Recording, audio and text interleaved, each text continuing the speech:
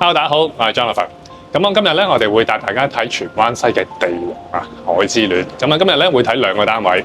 咁我哋而家咧就身處於呢個嘅海之戀啦。咁就入咗伙咧 ，total 就大概8年樓到。咁啊 total 就有10座樓喎。咁啊海之戀咧，其實如果你喺翻荃灣西都應該冇人唔識㗎啦。咁啊樓下就係呢個屯馬線啦。咁啊出閘只需要幾步，咁啊全程就冷氣無縫連接到屋苑。咁啊 total 仲有一個43萬尺嘅 OP Mall 啊。咁裏邊仲有 Donkey 啦，一啲嘅生活百貨應有盡有啦。咁我哋今日最具代表性會睇兩個單位啦，一個就係實用面積係講緊506尺嘅兩房單位啦，而另一個咧就係適合家庭嘅，咁啊820尺，咁啊豪華嘅3房套，咁啊馬上帶大家睇一睇啊！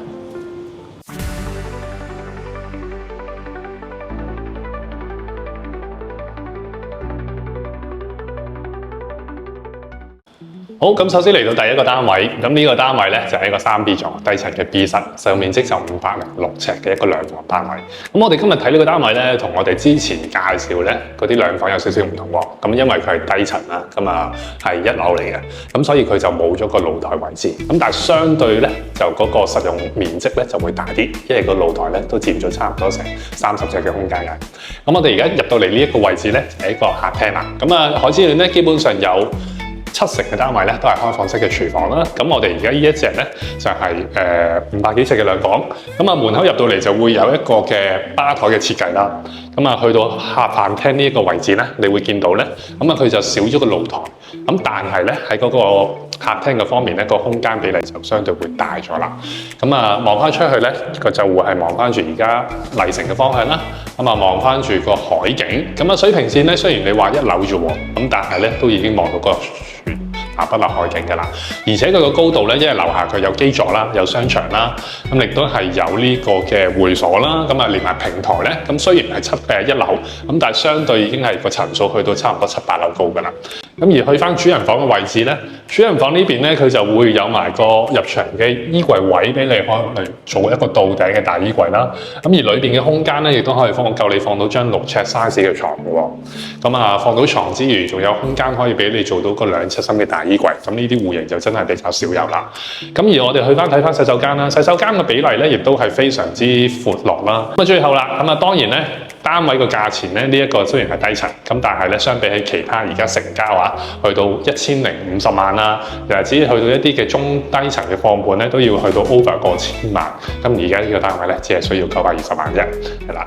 咁啊，你可以擁有到呢個嘅海景嘅站頂啦，咁同埋係望得住呢個嘅南北落海景，係啦。咁唔知你覺得點咧？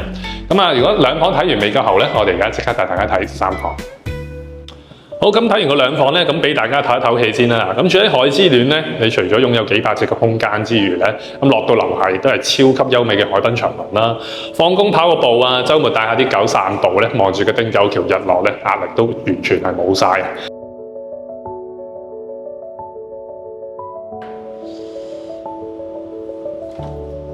好，咁如果睇咗個兩房，你都覺得未夠喉嘅話咧，咁今日帶大家睇埋呢個3房套連工人廁嘅單位，係啦。咁啊3A 座，咁啊低層嘅 D 室，實用面積咧就係820尺。咁我哋而家入到嚟咧，呢一個位置咧，你就已經見到一個客飯廳啦。咁啊長方形嘅客飯廳啦，咁啊 size 比例都好大啊。咁啊左手邊可以做到飯廳位，而前邊呢個咧亦都可以做到客飯廳嘅感覺。咁啊間隔亦都非常之鮮明啦，唔需要去諗點樣去擺傢俬啦。咁啊基本上入到嚟就已經知道個擺法。咁而望出嚟咧，就會望到我哋而家荃灣最靚嘅南北立海峽。咁啊望晒成個呢個嘅青衣啦，咁對面就呢個嘅迎翠半島豪景灣。咁而喺左手邊就會望翻住海濱花園。而呢個方向咧，最重要嘅係向東南嘅方向。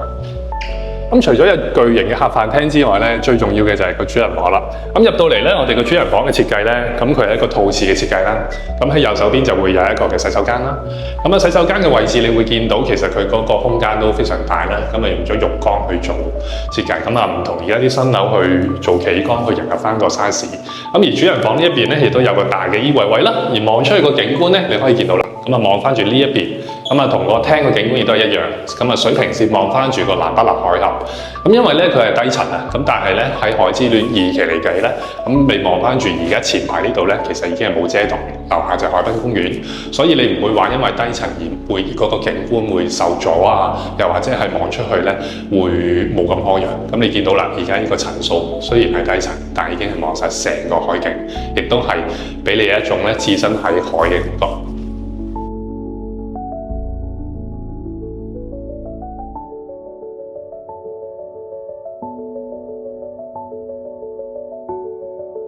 好，咁最後啦，帶大家睇埋個廚房。咁廚房嘅位置咧，咁啊當然就係緊廚嘅設計啦。咁啊，所有嘅電器都配備啦，有焗爐啦，咁啊3件頭嘅爐頭啦，抽油煙機，咁啊洗衣機、雪櫃都係必備。咁最重要嘅就係咧，家庭就一定要有工人房啦。咁工人房裏邊咧，亦都有埋工人廁。咁唔係個個單位都會有工人廁㗎。好啦，咁啊單位就睇完啦，咁唔知你覺得點呢？咁我哋今日睇咗2個海之戀嘅王牌單位，一個就係2房啦，實用面積咁就係講緊506尺，咁啊適合換樓啊，或者係你想提升生活質素嘅。而另一個就係3房820尺，咁啊好啱一啲嘅家庭，咁就亦都係非常之罕有嘅房盤嚟嘅呢一隻單位。係啦，咁如果對呢個單位有興趣嘅，咁啊不妨喺下邊嘅連結可以聯絡翻我哋睇樓啊。咁啊記得最後啦，訂閱我哋嘅頻道，咁同埋俾 like，咁我哋下一集再見。